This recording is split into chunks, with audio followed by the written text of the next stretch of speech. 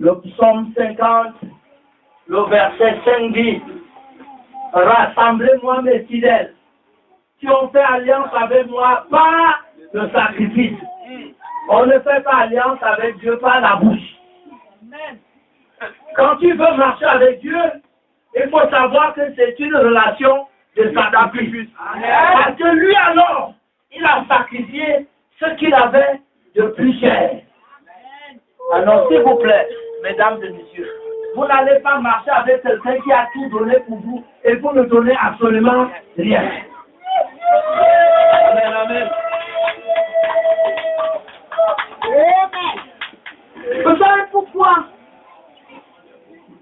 Dieu a fait d'Abraham le père de tous les croyants, même comme Abraham n'était pas le premier à avoir eu la foi. Avant Abraham, les Noé, les Abel, les Enoch et tout ça ont eu la foi. Mais Abraham est le père de la foi. Ceux qui ont eu la foi avant lui et ceux qui ont eu la foi après lui, il est leur père. Parce que Abraham a fait ce qu'aucun homme n'a pu faire. Je peux vous le dire. La Bible dit, après ces choses, Dieu mit Abraham à l'épreuve. J'ai lu dans Malachie 3, Dieu dit, mettez-moi de la sorte à l'épreuve. Donc ça va dans deux sens. Ou c'est vous qui mettez Dieu à l'épreuve, ou c'est Dieu qui vous met à l'épreuve. Lequel des deux sens vous préférez? Hein? S'il vous plaît, moi je préfère mettre Dieu à l'épreuve. Je ne veux pas avoir à attendre que Dieu me mette à l'épreuve. Et je vais vous dire, j'ai observé la vie de ce grand sacrificateur qu'on appelle Abraham. Et j'ai constaté que depuis que Isaac est né, Dieu n'a fait aucun sacrifice à Abraham n'a fait aucun sacrifice à Dieu.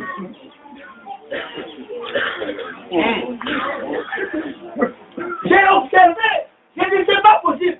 Abraham est un sacrificateur. Il a toujours sacrifié à Dieu. Après la naissance d'Isaac, il a oublié les sacrifices.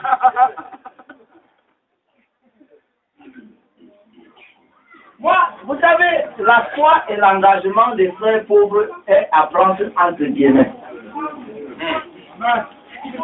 Parce que le jour où ils deviennent riches, c'est pas sûr que... C'est vrai. Il y a des gens qui prient. Un pasteur m'a dit aux États-Unis que les frères africains, quand ils arrivent ici, c'est eux qui nous entraînent dans la prière. Ils prient, ils jeûnent, les frères africains.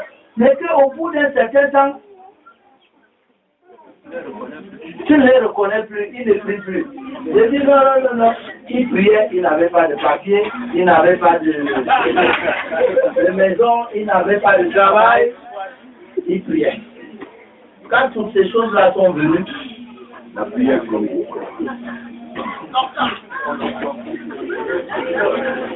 Alléluia. Et Dieu a mis Abraham à l'épreuve. Et je vois bien que depuis que cet enfant que moi-même j'étais tourné est arrivé, je ne te vois plus au lieu du sacrifice. Je vais te montrer la montagne. Non, vous savez que ce jour-là, Dieu a dit à Abraham que maintenant je sais que tu crains Dieu. Amen. Amen. À cause de quoi? Du sacrifice. À cause du sacrifice. Mais il lui a demandé son fils unique. C'est lui que tu aimes, Isaac. Marie s'est jetée aux pieds de Jésus. Jésus s'est souvenu. Vous savez que moi, à l'église, on m'a dit si Dieu a parlé, c'est fini. Jusqu'à ce que je rencontre le frère Ézéchias. Esaïe a dit à Ézéchias, ainsi par l'Éternel, donne les ordres à ta maison, tu meurs. Ézéchias a tourné le dos au mur. C'est parce que Dieu est poli. Il devait dire, il a tourné la face contre le mur. C'est parce qu'il devait dire qu'il a tourné le dos à Isaïe. Et à Isaïe, tu parles ce que tu parles, tu ne connais pas mon alliance avec Dieu. Il a fait face à Dieu. Il a dit à Dieu, avant de me faire mourir, souviens-toi. Amen. Amen. Isaïe n'était pas encore sorti. Dieu lui a dit, va dire à Ézéchias, le chef de mon peuple. Il n'avait pas dit ça la première fois. Il dit, va lui dire, le chef de mon peuple. Que je lui ajoute 15 ans. Amen. Pourquoi? Parce que lorsque Ézéchias a fait face à Dieu, il lui a dit, souviens-toi de mes sacrifices pour toi. Alléluia. Bon. J'ai l'habitude de donner beaucoup de travail aux pasteurs. Les vôtres vont rester arrangés, ce que j'ai gâté. Amen. Je peux vous dire que Pierre est le seul frère qui a rétrogradé et Dieu a demandé que les autres attendent son retour. Pierre a rétrogradé, il a renié Jésus. Et Jésus ne l'a pas sanctionné comme on a l'habitude à nos églises. Et Jésus lui a dit aux autres, lui a dit que quand tu seras revenu, affermir tes frères. Au nom de quoi nous devons attendre le retour d'un rétrograde?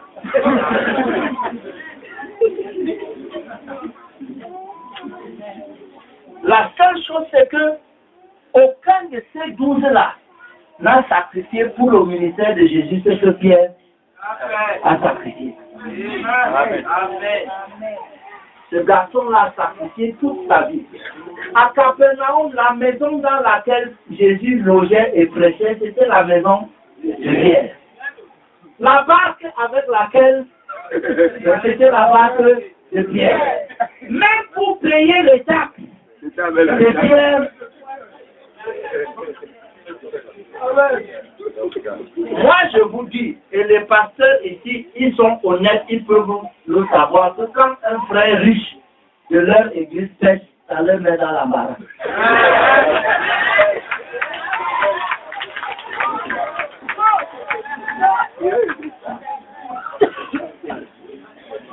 On vous accuse pour rien, on dit que vous visitez seulement les riches. Ça, c'est une accusation qui est fausse. En réalité, si vous avez les riches à l'église, il faut donner un maximum d'intérêt.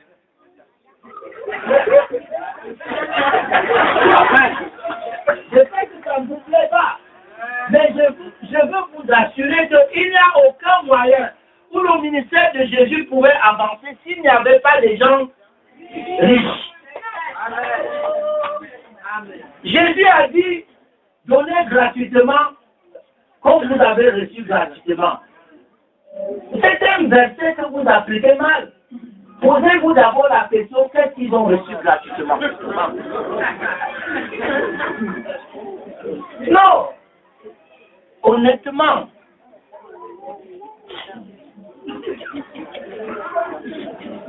Moi, je vous enseigne là. Qui vous a dit que j'ai reçu ça gratuitement? Parfois, moi, j'ai dépensé beaucoup d'argent pour être assis et être formé. Qui vous a dit que moi, j'ai reçu ça gratuitement?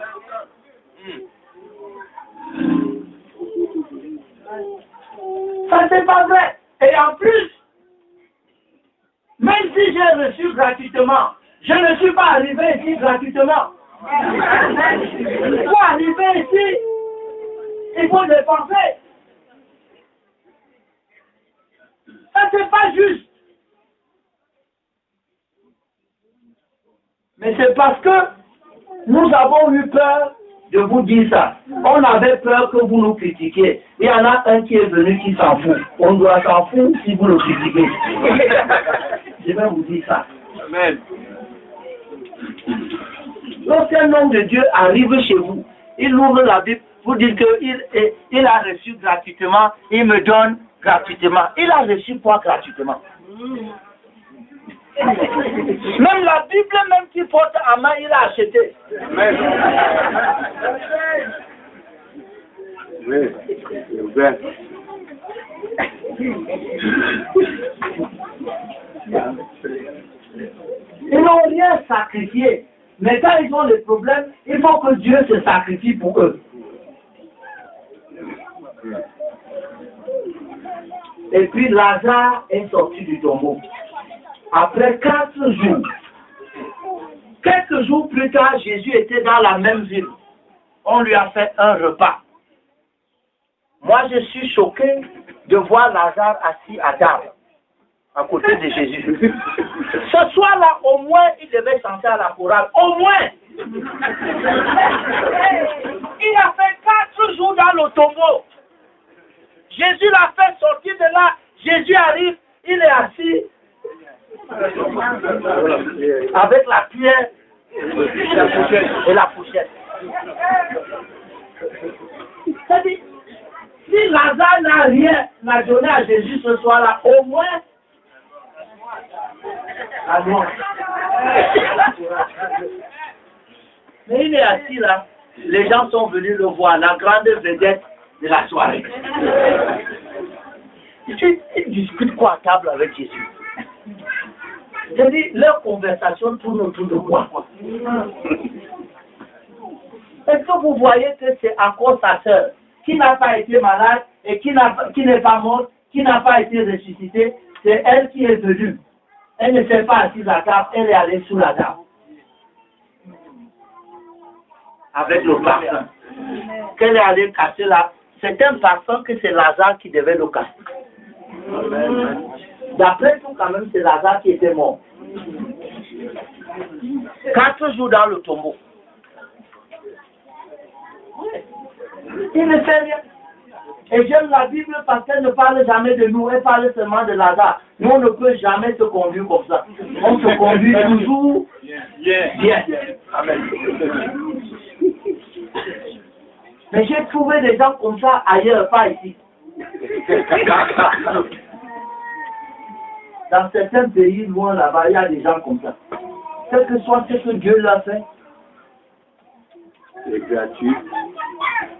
Et puis, cette femme a cassé le parfum. Il faut que je vous le dise en termes concrets. Parce que Judas, qui est un voleur, a fait l'évaluation à 300 deniers. Un voleur ne vend jamais un article à ça. Au prix normal. Au prix normal. Mais le voleur a dit on aurait pu vendre 300 deniers. Donc ce parfum-là doit être plus cher.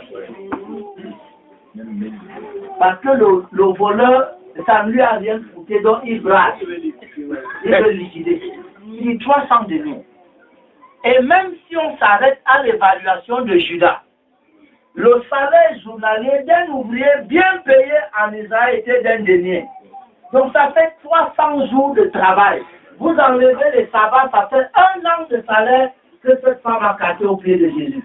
Alléluia. 1 an de salaire. Amen. Ça a choqué tout le monde. Même les anciens de l'église de Jésus ont été choqués. Puisque les apôtres se sont indignés. Ils ont dit, quelle perte. J'ai lu ça dans la Bible. Amen. Les apôtres de Jésus ont demandé à quoi bon cette perte. Oh. L'église est méchante. Non, je vous dis, l'église est méchante. Parce que l'église que vous voyez ici, je peux encore accepter que les gens de dehors le disent.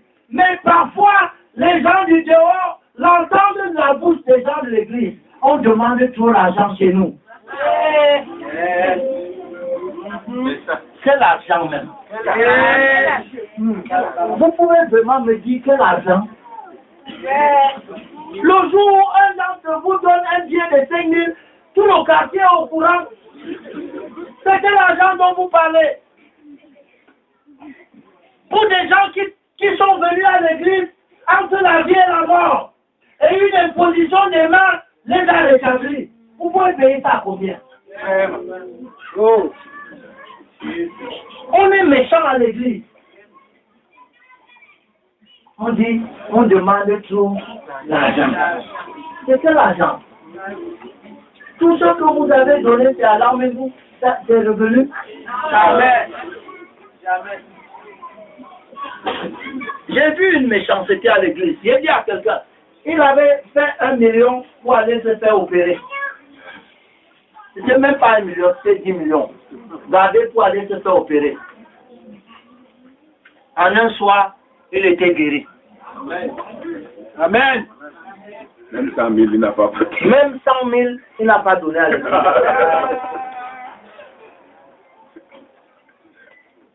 Même 100 000, il n'a pas donné à l'église. Alors que si ça avait été cette femme-ci, elle allait se dire les 10 millions là, mais même si je me suis endetté, j'allais toujours payer la dette sans être sûr même d'être guéri. Maintenant que je suis guéri, les 10 millions là. Amen. Amen. Je dis qu'elle a cassé 1 an de salaire. 1 an.